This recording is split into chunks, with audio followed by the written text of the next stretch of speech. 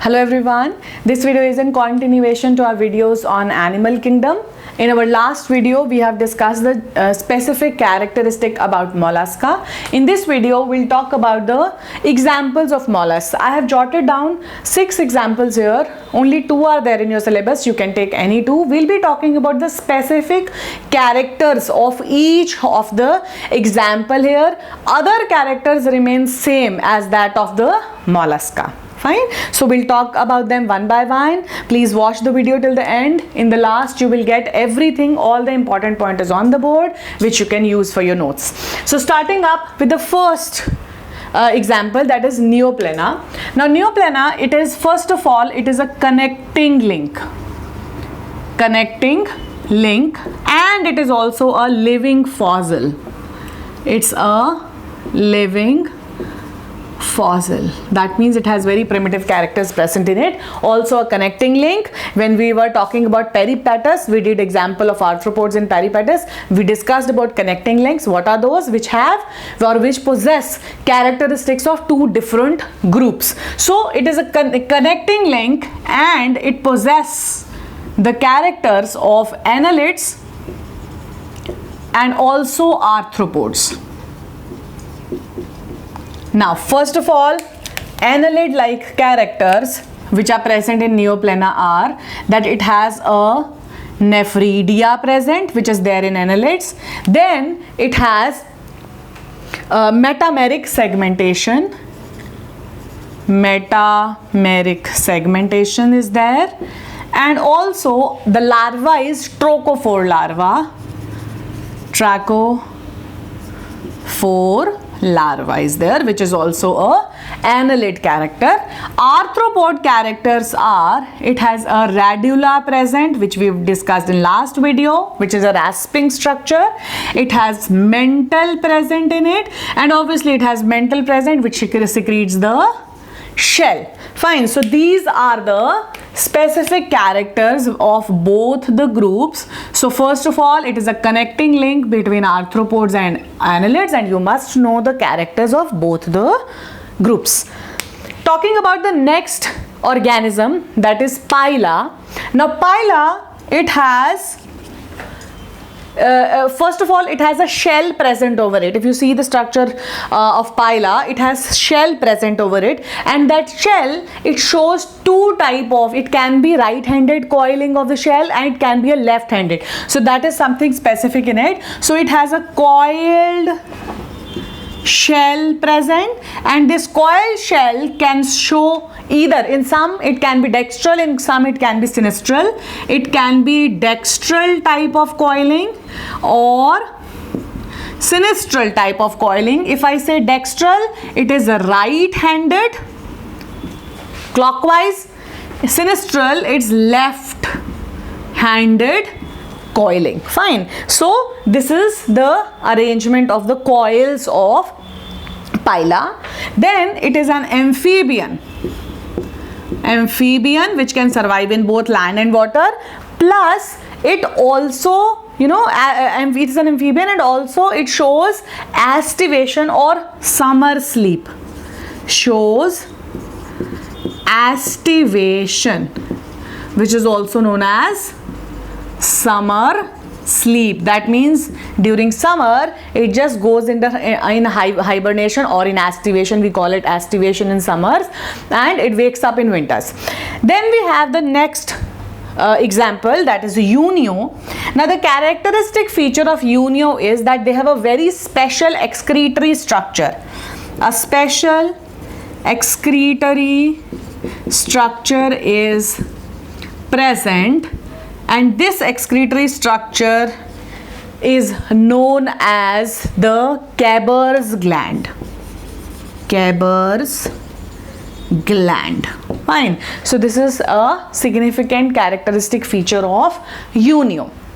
Talking about the next example, that is Sepia, which is also known as cuttlefish. Now Sepia, it has a head and trunk.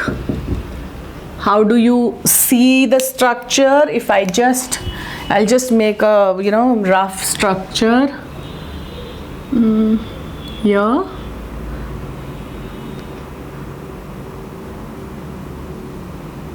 like this, and then it has these eyes present here, a pair of eyes are there, and it has these tentacles present, and around the trunk herein they have this fin present. Fine. So this is the structure of sepia. Fine. It has, now what are the features here? It has this head region and this trunk region, plus it has a pair of eyes present in the head, and it has 8 tentacles arising from the head,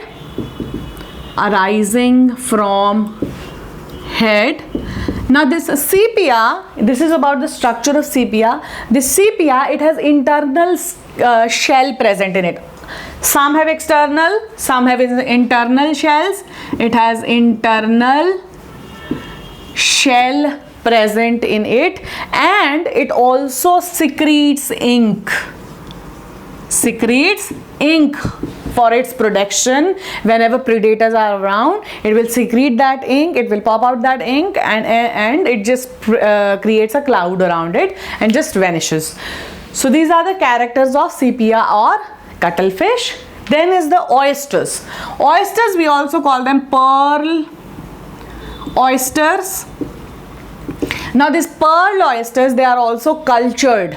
Fine. We have seen those pearls maybe in your houses, maybe your mom has, or you can see it in the documentaries and all. If you see the structure of a pearl, it's a very shiny kind of a structure. Fine. But generally the shells, they are not shiny from outside but from inside. If you see the structure of Unio, fine, if you remove that shell of Unio, to bahar se it is very rough, but from inside it is very shiny and smooth. But herein, in oysters, you will find that the pearl which is there, which is a shell, it is shiny from outside and it is rough from inside. So it is an inside out shell. So this is a significant feature of oyster, that it has an inside out shell, which is shiny from outside and rough from inside. Now how is that shell formed? First of all, they are also a very common oyster which is cultured is pinctada. Pinctada is a very common oyster which is cultured for, it is cultured for pearls. Now what happens here, accidentally in culturing, what is done in pinctada, they just insert a foreign material inside the body of the oyster. But in generally in nature also, when a foreign particle enters inside the shell, enters inside the oyster, the mantle of the oyster will start secreting it will start secreting a shell around it. It will start secreting a shell around it, which will finally form this pearl-like structure, and this pearl is an inside-out shell. So outside it is shiny and beautiful, and inside it is rough. So oysters are pearl oysters. Basically, it's an inside-out shell, and the oyster which is reared for culturing pearls, that is pinctada, that is reared for culturing. And basically, what is it? It is a shell formed over a foreign particle,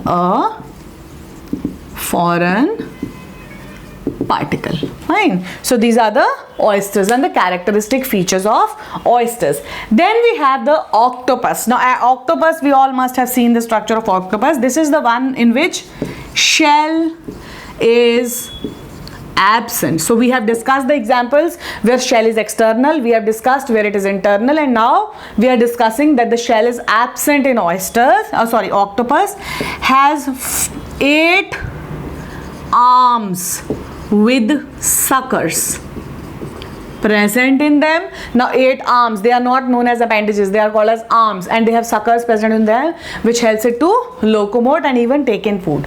Then they produce ink, or you can say they secrete ink, or if I say the color, they produce blue-black ink.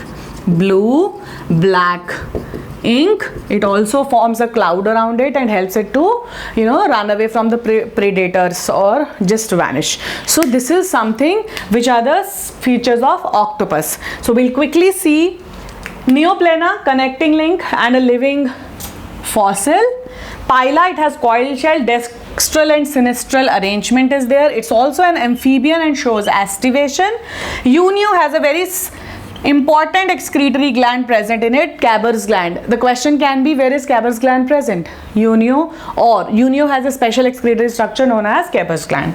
Sepia, head and trunk is there, a pair of eyes are there. How many tentacles are there in sepia? They have 8 tentacles. The shell is internal. Name an organism which has internal shell present in it. Answer is sepia. And it secretes ink. Name an organism which secretes ink. It is sepia and octopus. Oysters, it's an inside. Name an organism which produces inside out shell. Answer is oysters. Name an organism which is reared for or cultured for pearls. That is Pinctada. Octopus, the shell is absent. Name an organism or mollusk in which shell is absent. Answer is octopus. Has 8 arms and suckers and secrete ink which is blue-black in color. Fine. So this is all about the examples of mollusca. In our next video, we'll talk about the next phylum. So keep watching, liking, sharing, subscribing. Thank you.